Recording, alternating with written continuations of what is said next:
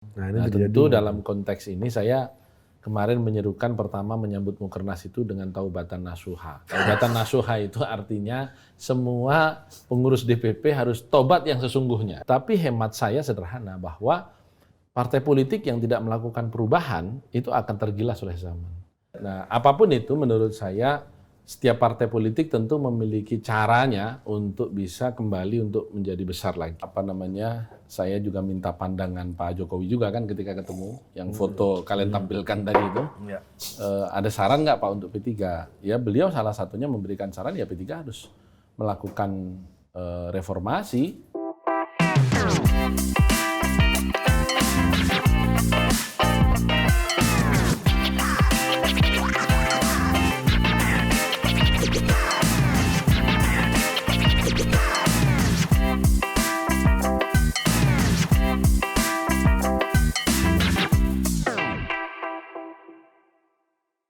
Bismillahirrahmanirrahim.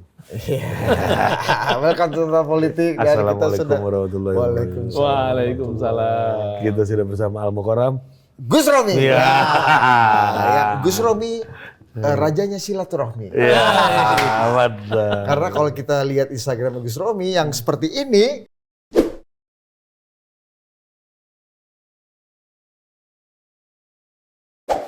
Instagram ya kita munculin. Ya. Kita tanya P3 dulu, Bos. Ya. Buat azas kepantasan ini. Nanti kita akan kembali ke foto tadi ya. Gimana gue? Oke. Mukernas. Ya, Mukernas kita ini memang menjadi perhatian orang sebenarnya karena semua partai yang lain udah kelar gitu. Yeah. Jadi inilah momentum yang tepat untuk muncul karena yang lain sudah kelar. Kita sudah memutuskan pelaksanaan muktamar ini setelah Idul Fitri. Ya kira-kira April lah 2025 karena pelaksanaan pastinya diserahkan kepada Dewan Pimpinan Pusat Partai.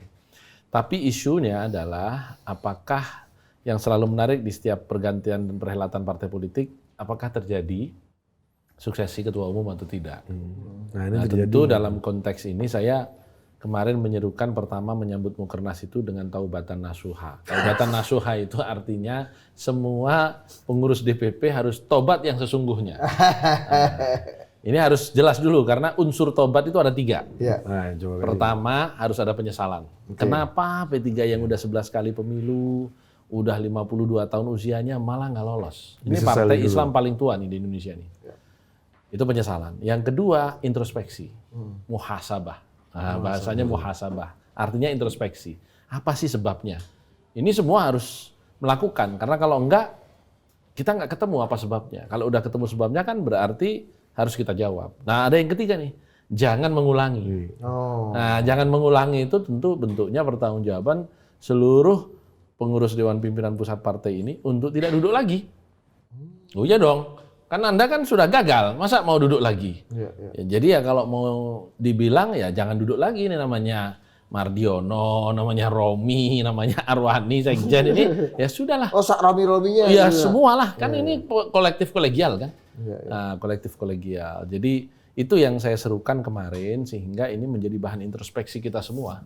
Karena memang kepengurusan ini pertama kali P3 terlempar. Nah tentu selalu ada kontroversi karena P3 adalah partai kader.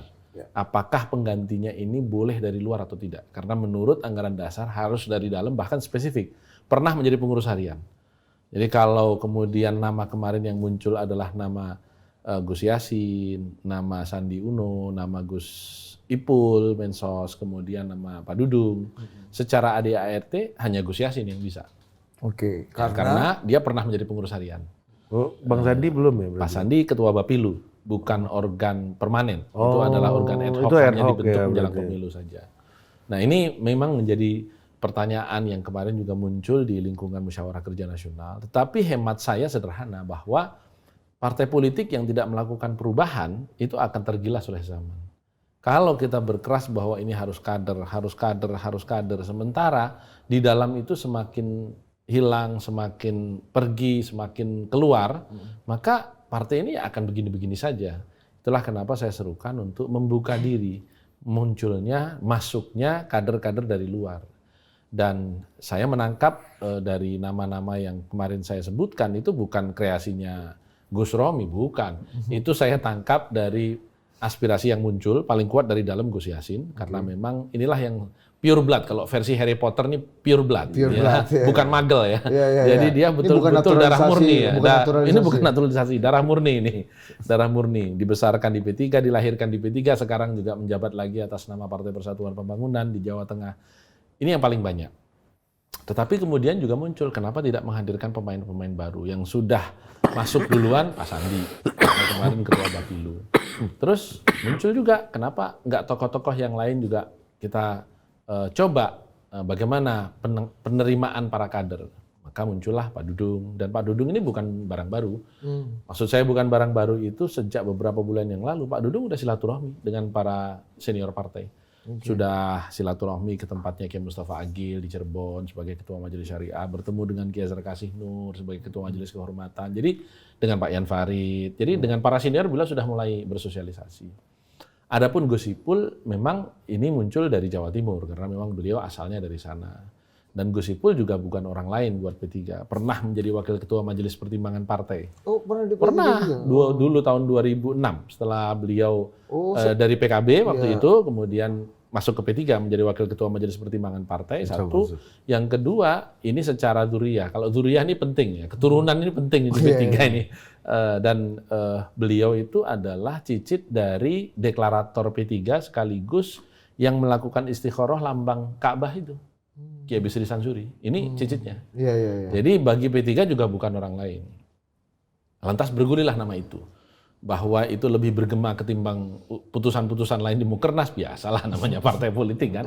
Nah ini yang kemudian saya malah banyak menerima kontak dari beberapa tokoh-tokoh nasional yang berminat di luar 4 ini ternyata. Serius ini P3 buka, loh saya serius. Lah kemarin katanya Mukernas tidak membahas nama, memang nggak bahas nama. Mukernas itu membahas waktu dan tempat pelaksanaan muktamar. Tetapi kalau kemudian muncul nama-nama daerah yang kemudian sudah lama nggak ketemu sama DPP-nya nanya, siapa nih kira-kira pengganti ke depan? Ya, itulah yang saya sebutkan, karena itulah yang beredar. Dan beberapa tokoh nasional yang menyampaikan minatnya kepada saya, bahkan di luar 4 ini, sudah ada 3-4 orang. Kalau memang serius dibuka, wah ini berarti menarik. Bisa disebut namanya, Gus? Bisa disebutkan nanti namanya? Kalau sudah pasti. Paling tidak 4 orang ini sudah berkomunikasi. Sudah berkomunikasi, meskipun komunikasinya beda-beda ya. Gus Ipul misalnya nelpon, Mas, sampean sebut-sebut nama saya, ini perut saya mules semua ditanyai orang. Karena beliau kan masih sekjen PBNU. Yang lain, Pak Dudung nanya, Gus ini serius? Ya serius lah. Ini kan karena silaturahmi Pak Dudung yang kemana-mana, maka bunyilah. Ini yang 4 tadi ini. Ya, kalau yang udah bisa disebutkan namanya. Ya kalau di luar yang 4 baru nanya-nanya spek aja kan. Harga berapa nih ya kan? Ini spek. Yes, jangan nanya harga. Enggak, kalau beli rumah. Ini talang airnya gimana? Itu spek. Kalau harga tuh di ujungnya. Iya kan. Yang jelas delivery-nya lah itu. Delivery-nya kapan ini gitu. Ini kaitannya sama Mukernas ini. Kalau kita seringkali bicara soal Golkar misalnya kan. Itu kan algoritma politiknya adalah ketum adalah orang yang paling dekat sama gerbang istana gitu. Kalau P3 ini saat ini ada perubahan algoritma atau gimana, Gus? Sebenarnya perubahan algoritma itu bukan di partainya, di istananya. Ini. Ya, artinya berarti kemarin itu enggak ini ya. Cara seorang penguasa, misalnya Pak Jokowi kemarin ya, dengan Pak Prabowo kan tidak selalu identik. Dalam banyak hal tentu.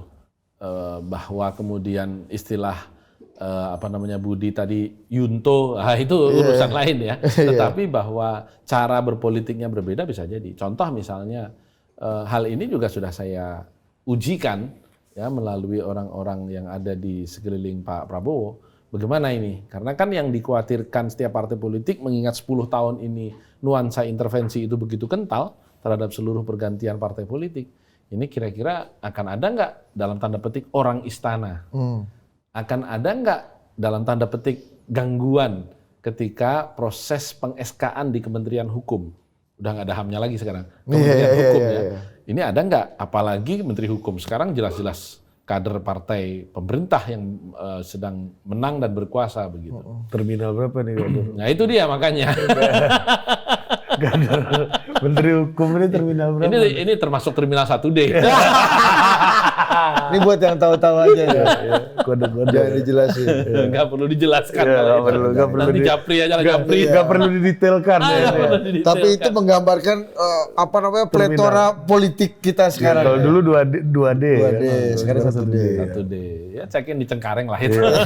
Tanya Gus Romi. Nah, terus dari situ ini kita masih uji, masih cek and recheck karena memang info yang saya terima, langsung terima Pak Prabowo memang sedikit berbeda. Kalau tidak mau dikatakan berbeda lah dengan Pak Jokowi, bahwa beliau menghormati rumah tangga partai lain, beliau tidak ingin ikut campur, silahkan melakukan demokrasi sesuai prosedur, siapapun yang di situ mendapatkan kemenangan dan dukungan, ya sudah pemerintah normatif saja. Seperti sebelum-sebelumnya begitu. Jadi itu yang sampai dengan saat ini saya terus pegangi. Ya. Apakah ada perubahan? Ya, politik ini bisa berubah, pagi sore pun bisa berubah kan.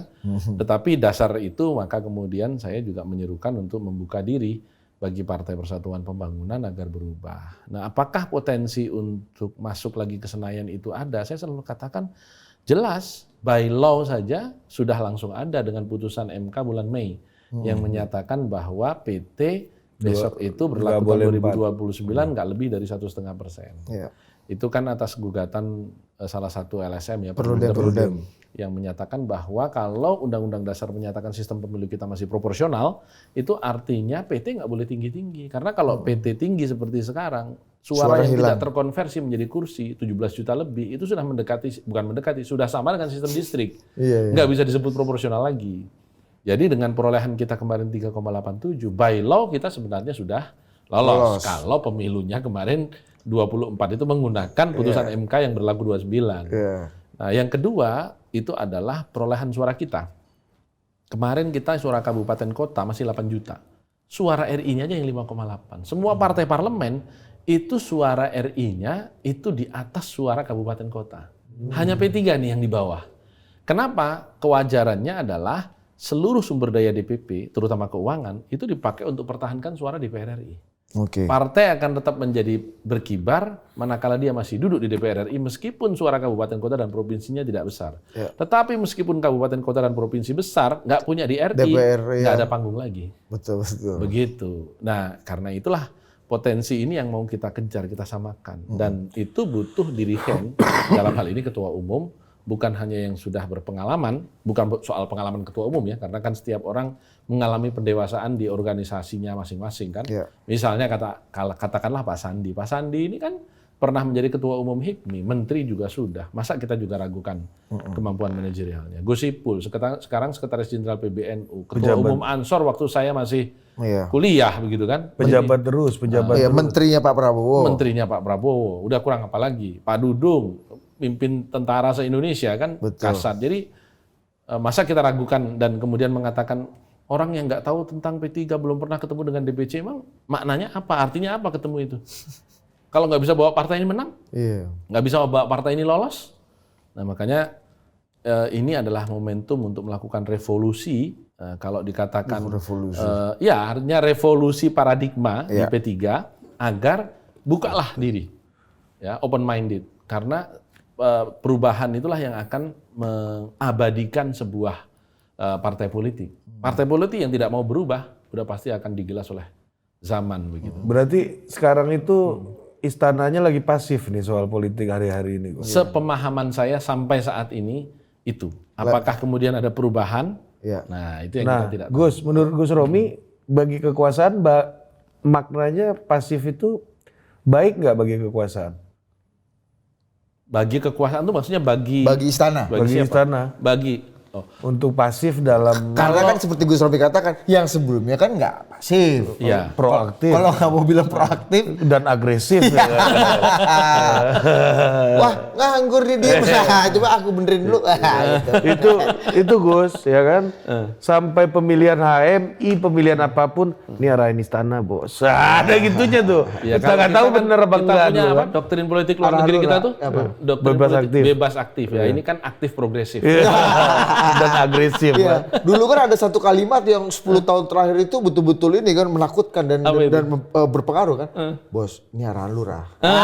Itu kan seperti kata Gus Romi. Iya. Lurah ini kan. Iya. Ternyata lurah itu saya. Pilkades saja ada arahan lurah, Bos. Iya, itu dia. Makanya Mas? saya melihat ada tipikal yang berbeda. Ya. Dan itu juga zaman Pak SBY kan juga sama kan. Masa? Enggak, artinya kalau begini loh. Gus Romi bagian rejim Sama yang mana nih? waktu Maksudnya itu. yang masa tuh yang mana nih? Aktif, proaktif, progresif. Agresif. Oh enggak, Pak Agresif. SBY kan enggak kan? Proaktif aja. Ya, tapi tidak Agresif. Tidak apa agresif gitu. Kalau Iya, yang berikutnya, proaktif. proaktif dan agresif. Ya ups and down lah ya. Ups and down. Setiap pemimpin ada zamannya, setiap zaman ada pemimpinnya kan betul, begitu. betul. Jadi kita lihat ini yang akan menentukan lanskap politik ke depan. Nah, saya lihat Pak Prabowo ini kan memang seorang presiden yang di dalam proses menuju presidensi saja butuh 4 kali bertarung. Ya. Ya, dari tahun 2004 loh beliau bertarung. Berarti berapa kali? 5 kali pemilu kan baru berhasil. Itu pun dia jabanin, berhadapan dengan siapapun lebih baik menang di dalam pertarungan ya kan daripada menang tanpa pertarungan. Kira-kira gitulah kalau saya melihat Pak Prabowo ini. Daripada menang WO ini ya. dia Ya, lebih itu senang. dia kan nggak elegan gitu ya. Kalau yang sebelumnya kalau bisa WO kan. Kalau bisa WO kenapa harus bertarung? Bukan saya yang ngomong ya kalian yang Iya. Kan, Sebelumnya kan sedikit berbeda kata Gus Romi. sedikit Saya punya imajinasi kayak Oh, iya, begitu. iya, iya. Boleh lah, Kalau aku imajinasi. bayangannya Pak Harto. Oh, Pak Harto kan Harto, juga iya. nggak ada pertarungan, WO aja kita. Kita musyawarah aja di. Ya, artinya kembali lagi, setiap pemimpin membawa gayanya.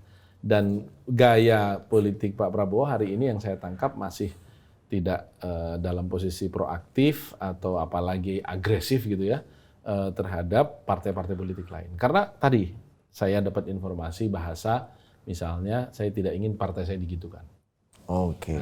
Karena beliau Karena beliau ketua umum partai politik dan menurut saya itu sangat menggembirakan, dan memberikan cuaca cerah untuk partai politik biar lebih hidup demokrasinya dan juga partai politik lebih independen.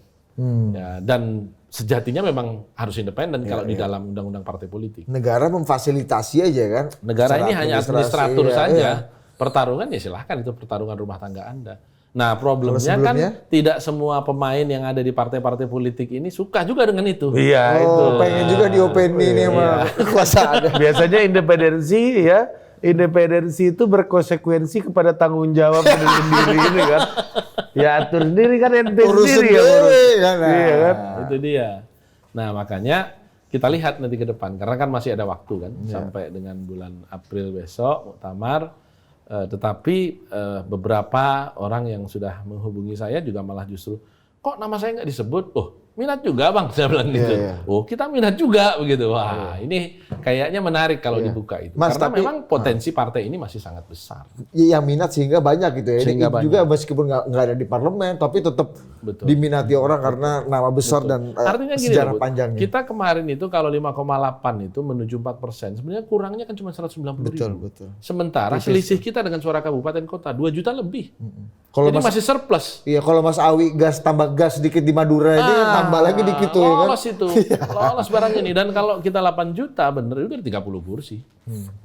Bukan sedikit itu. Jadi ini sebenarnya potensi yang ke depan bisa mematahkan mitos bahwa partai politik yang sudah keluar dari parlemen nggak akan kembali lagi. Iya. Kan kenyataan hari ini semua partai politik di tingkat nasional yang sudah keluar dari Senayan Iya. sejak sejak reformasi ya itu nggak pernah balik lagi. Nah ini yang sedang kita mau patahkan Iya. karena tugas kita itu kan menulis sejarah.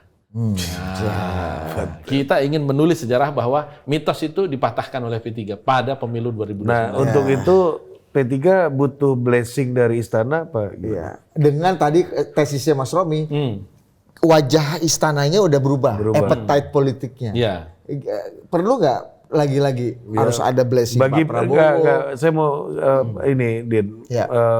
ini dikit, paraphrasing dikit. Ya.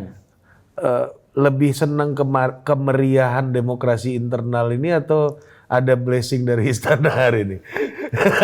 Pemainnya sendiri itu tipikalnya juga ada dua. Oh. Ada yang memang suka dengan adanya blessing, ada yang tidak perlulah adanya blessing. Ini kan independensi. Nah tentu akan tergantung kepada istana apakah menyambut atau tidak. Kepada pemain yang tadi membutuhkan blessing. Ya, karena tipikal istananya menurut Gus Romi udah beda nih. Beda, tetapi pemainnya kan juga ada dua tipe. Ada yang kepingin blessing, ada yang nggak kepingin blessing. Kalau Gus Romi sendiri? Saya bukan pemain. Kalau saran Gus Romi kepada calon pemain? Saya disclaimer dulu. Ya. Tapi kan jangan lupa Gus, meskipun Gus Romi bilang bahwa Presiden Prabowo sekarang kekuasaan ini pasif dan tidak proaktif, tapi kan instrumen politik presiden kan juga jangan-jangan lebih aktif, progresif dan intimidatif ya. Iya kan? Kita tunggulah nanti kita atas lihat nama presiden perkembangannya karena memang politik itu dinamis. Jadi kita tidak bisa memastikan hari ini apakah akan tetap memiliki rezim pasif dan akomodatif tadi instead of aktif dan proaktif dan agresif ya. Moga-moga nggak intimidatif itu yang saya takutkan. Jadi moga-moga di iklim demokrasi di partai-partai politik ini semuanya tumbuh baik ya. Tetapi bagi P3 sendiri saya kira PR-nya adalah justru menunjukkan kembali kemandirian karena kita sejak pemilu reformasi 99 ya sampai dengan 2024 ada satu yang belum pernah dilakukan eksperimennya oleh P3. Apa itu? Berada di luar pemerintahan. Oh iya. Sekarang kita berada di dalam pemerintahan lagi kan. Nah tentu muktamar besok itu akan menjadi titik evaluasi. Apakah siapapun yang terpilih nanti itu masih akan tetap berada dalam pemerintahan atau kemudian malah justru mengajak partai ini di luar pemerintahan mengingat masing-masing partai memiliki strategi. Dan salah satu yang jelas belum pernah eksperimennya dilakukan oleh P3 adalah berada di luar pemerintahan. 32 tahun dari luar loh. Itu dia makanya. Dan sudah cukup terbayar dong dari tahun 99 sampai hari ini udah berapa tahun tuh? Ya, 25 tahun. Udah punya wapres hampir berimbang lah. Hampir berimbang. Maka ini juga menjadi exercise dan pembicaraan juga. Sebagai bahagian dari independensi yang disodorkan oleh sebahagian kader. Meskipun selalu ada pro cons ya. Antara yang setuju dan nggak setuju. Ada yang mengusulkan ini ketua umumnya harus orang yang dekat dengan istana, bahkan menjadi anggota kabinet gitu. Salah satu menteri kalau bisa begitu kan. Tetapi ada juga yang mengatakan, nah inilah masalahnya justru kita selalu akan mengundang intervensi pihak luar kalau kemudian terlalu dekat dengan kekuasaan. Ya memang partai politik itu adalah mencari kekuasaan. Tetapi ketika kita sekarang ibaratnya itu bukan merupakan pemegang saham mayoritas, minoritasnya pun bukan saham seri A kan, kita dapatnya udah seri C kan, udah terakhir-terakhir lah begitu. Lantas apakah itu cukup memberikan insentif untuk partai politik ini bertahan di dalam? Nah ini exercise. Saya berharap sebenarnya memang selama 4 bulan ke depan nama-nama yang kemudian menambah bursa itu semakin banyak dan semakin berkualitas. Dan ini sekaligus alat uji bagi kami di P3 untuk mengatakan kepada publik, ini loh masih ada yang menginginkan partai ini untuk kembali ke Senayan, percaya partai ini akan kembali ke Senayan, dan memang mereka bukan kaleng-kaleng yang ingin atau yang masuk di dalam bursa ini. Bukan kaleng-kaleng. Bukan. Tunggu dulu Gus, eksperimen untuk berada di luar pemerintahan itu. Ini sekarang eksperimen kayak apa? Justru yang eksperimental itu menurut saya kayak PDI sekarang. Apa itu? Dikritis, kenceng, seolah-olah di luar pemerintahan, tapi ketumnya masih ketua Dewan Pembina BPIP dan BRIN, dan Pak Budi Gunawan jadi Menko gitu kan. Nah ini justru lebih eksperimental menurut saya nih. Di dalam tapi galak. Di dalam tapi di luar. Karena tesisnya Wakil Kepala Staf Presiden Muhammad Kodari bilangnya bahwa, oh ya ini PDI itu sebenarnya ya bagian dari koalisi. Karena BPIP dan Pak Budi Gunawan masih. Kalau kata Prof. Didi Rabini, mempertanyakan Pak Budi Gunawan itu PDI atau bukan sama kayak mempertanyakan Pak Mahfud itu Madura atau bukan. Terlalu miskin. Kalau saya sederhana, mungkin seiring dengan adanya kerja dari berbagai tempat ini yang WFH lah, yang WFO, ya kan, work from anywhere, ya kan. Sekarang ini partai politik sudah nggak bisa digelari oposisi atau koalisi. Sudah hybrid juga sekarang ini partai politik. Di dalam tapi di luar. Iya. Sudah tapi belum kan. Iya. Jadi kayak pepatah Minang kan terkurung di luar kan. Terkurung di luar. Terkurung di luar. Terimpit di atas. Terimpit di atas ya. Jadi ini saya kira menarik ya, hybrid ini, model hybrid ini. Karena apa? Karena Pak Prabowo sendiri meyakini nggak ada oposisi di dalam demokrasi Pancasila ini. Semua kekuatan dirangkul, itulah harmoni. Dan itulah demokrasi Pancasila. Dan yang kedua, beberapa partai politik, misalnya tadi yang disebutkan ya, mungkin PDIP, Nasdem secara resmi kader yang duduk, ya kader ya, di kabinet tidak ada, dan statement dari pimpinan-pimpinannya menyampaikan kalau tetap membantu pemerintahan. Nah begitu. Jadi kalau pakai bahasanya Cak Nur, almarhum ya, Nurholis Majid, waktu itu kan ada istilah loyal opposition. Nah gitu. Ada pula oposisi loyal. Gitu. Jadi ada istilahnya itu, oposisi loyal. Karena di dalam tradisi politik Sunni ya, karena kan mayoritas di Indonesia ini umat Islam dan Sunni, itu yang ada adalah oposisi loyal. Jadi mengingatkan tapi tetap ada di luar. Bukan mengingatkan, kritis, tetapi tetap lu presidennya, tetap lu. Yang nggak ada tujuan untuk menjatuhkan segala macam, nggak ada. Pokoknya tetap loyal gitu. Tapi mengingatkannya kritis gitu. Nah, itu. Anda menggambarkan PDI dan Nasdem sekarang begitu. Saya nggak tahu itu, karena itu pengamat, nanti saya jadi pengamat. Anda kan kadang-kadang offside juga jadi pengamat. Tadi bilang pemain nggak mau. Soal disclaimer dulu. Jadi pengamat juga nggak mau. Kadang-kadang. Hybrid. Jadi kita bertukar-tukar kepribadian juga di sini nih. Nah, apa namanya Gus, untuk kalau misalnya ada suara tadi menteri-menterinya Pak Prabowo gitu ya, yang akan jadi calon ketua umum gitu ya di P3 nih sekarang, artinya itu jadi ini dong, apa namanya, menurut Gus Romi nih, itu jadi salah satu syarat utama untuk partai ini lolos lagi ke parlemen, atau ada cara lain? Meskipun tadi kalau kata Gus Romi by law sebenarnya next pemilu udah bisa lolos. Ya tapi kan anggap saja ceteris paribus lah ya. Maksudnya angkanya sama misalnya gitu. Anggap angkanya sama gitu. Apakah harus syarat itu menjadi ini? Artinya kan nggak ada pilihan selain menteri-menteri Pak Prabowo. Selain diintervensi gitu kan. Iya. Intervensi. Artinya pilihan presiden lah. Ya. Saya tidak mengatakan itu harus, tetapi setidak-tidaknya itulah cara yang modelnya paling instan. Modelnya paling instan. Karena langsung ada pencangkokan. P3 yang tadinya nggak punya menteri, langsung punya menteri. Kan begitu. Padahal memang dia udah jadi menteri duluan tanpa menjadi P3 kan gitu. Itu satu ya. P3 yang tadinya hanya punya utusan khusus ya, sekarang Pak Mar, kemudian nambah Wanhatsus Press misalnya itu Pak Dudung. Nah, apa kalau Wanhatsus kan Dewan Penasehat. Dewan Penasehat khusus ya benar-benar. Nah, terus kalau Gus Ipul ya menteri gitu. Kecuali kalau kemudian Pak Sandi atau Gus Yassin ya, karena memang sudah P3 gitu. Atau kata Pak Dudung yang tadinya saya Wanhatsus Press, iya kan, sekarang saya jadi punya P3 gitu. Nah, tepat. bisa kayak gitu juga kan cara melihat. Nah, apapun itu menurut saya setiap partai politik tentu memiliki caranya untuk bisa kembali untuk menjadi besar lagi, dan salah satu cara yang paling umum, paling instan adalah pencangkokan. Jadi sebenarnya simbiosis mutualistik antara aktor-aktor atau pemain ini tadi dengan partai politiknya sendiri. Naturalisasi lah. Ya. Naturalisasi yang kemudian juga terbukti mengantarkan PSSI harum lagi. Jadi jadi saya tidak pernah mengatakan, ada yang menyebut ini ngapain kita masukin kader-kader instan? Loh ini bukan kader instan. Mereka adalah kader-kader yang sudah berproses di organisasi lain. Nah, meskipun di ADART P3 hal itu tidak terakomodasi kan? Hal itu tidak terakomodasi, tetapi kan muktamar itu bisa mengubah apapun termasuk ADART.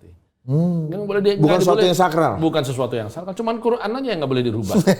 Yang lain boleh dirubah lah. Gitu. Undang-undang dasar saja boleh dirubah, apalagi cuma ADART partai begitu. Jadi bagi saya ini adalah sebuah keniscayaan, ya perubahan itu sendiri. Karena kalau kita berbicara doktrin politik dalam Islam itu juga ada taghayyurul ahkam bi taghayyuruz zaman. Jadi hukum itu pun berubah dengan perubahan zaman. Jadi itu sebuah keniscayaan perubahan. Kalau artinya kan kata Gus Romi, kader-kader P3 ente kalau mau cepat lolos lagi, ya kan, pimpinan kita harus orang istana. Harus orang yang ada di dalam lingkaran. Iya kan itu kan pesannya kan. Dan punya akses kepada, itulah sarapan. Akses pada. Jangan ente melawan terus, kan? Kecuali ente udah besar, ente udah, iya kan? Iya. Itu cara paling instan. Kecuali mau lama. Kalau mau lebih lama, bisa lah pakai cara ente nih. Penuh perjuangan, kan merangkak-rangkak dulu. Iya, merangkak terus gitu ya. Iya. Tapi eksperimen P3 buat kader-kader P3 gitu di bawah, Gus. Eksperimen P3 di pemilu kemarin itu dengan menjadi loyal oposisi, berbeda. Kemarin nggak loyal oposisi lah. Oposisi loyal itu. Oh loyal. Oh loyal lah. Istananya yang berubah. Iya, istananya yang berubah. Istananya nggak berubah. Karena perubahan itu sejatinya adalah istana. Gus. Tapi kenapa dulu kan kita ingat cerita Bang Sandi itu masuk kan untuk jadi pimpinan lah di P3 dan bahkan jadi cawapresnya P3 dulu Gus Romi sempat sampaikan gitu. Ini kenapa nggak dilanjut aja langsung Bang Sandi yang udah ada ini Gus? Itulah makanya ketika kemarin saya juga minta pandangan Pak Jokowi juga kan ketika ketemu yang foto kalian tampilkan tadi itu. Ada saran nggak Pak untuk P3? Ya beliau salah satunya memberikan saran ya P3 harus melakukan reformasi di internalnya. Pak Sandi memang masuk ke P3 itu bukan bahagian ya, memang arahan Pak Jokowi sebagaimana saya disampaikan oleh Pak Sandi sendiri ya.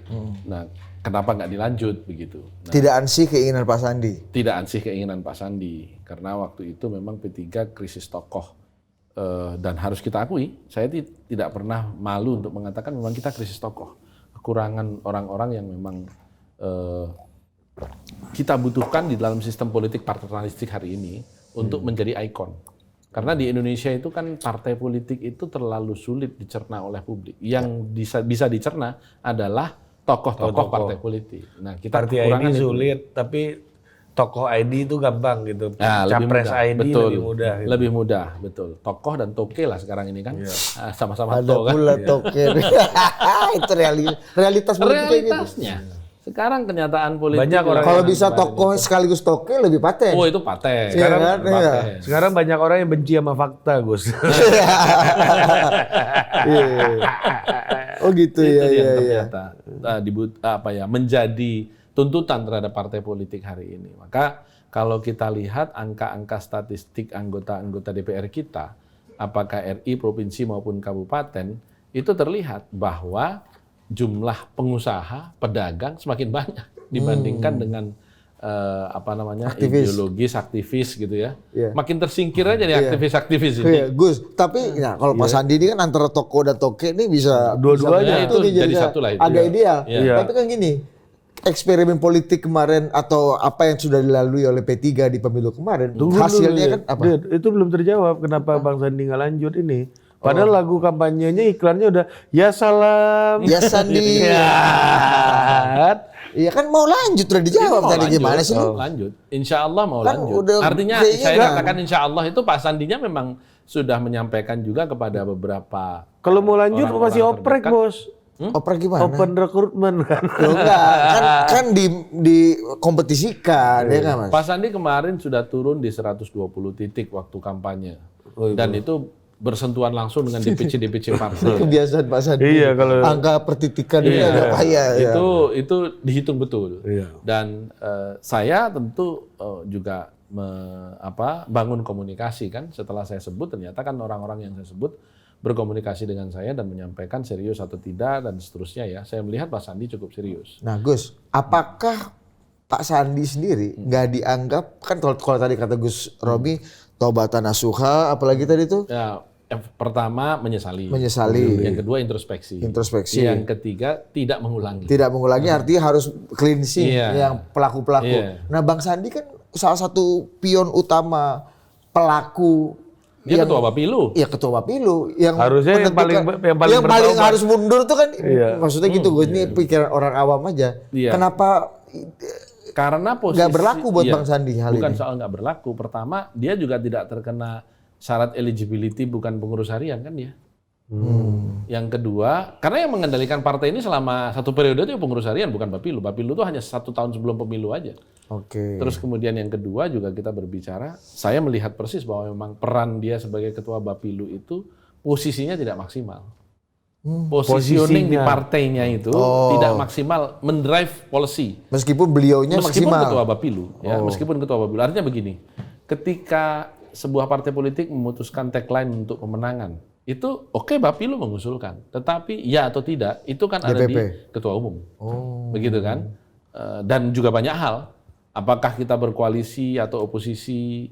Apakah kita mendukung capres Ganjar, Prabowo, atau Anies? itu kan keputusan DPP itu semua. bukan urusan Bapilu. Bapilu kan? Nggak ada lah kewenangannya di situ gitu. Pelaksana lah kamu. Dan kita tahu persis bagaimana kompleksitasnya karena besok lanskap pertarungan juga mungkin berubah karena sekarang masuk gugatan ke MK yang kayaknya juga pernah digugat juga soal berbedanya waktu pelaksanaan Pileg dan Pilpres. Ini juga satu game changer yang akan sangat menarik kalau ini dibedakan ya. Karena kemudian perolehan partai politik yang digunakan untuk bertarung di Pilpres atau syarat pencalonan itu adalah hasil pemilu terbaru.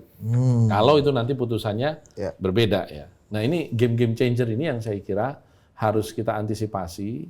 Tetapi di sisi lain kita juga harus memiliki nahkoda yang handal. Tapi nahkoda yang handal tidak akan pernah dihasilkan kecuali dari lautan yang garang. Wah, mantap.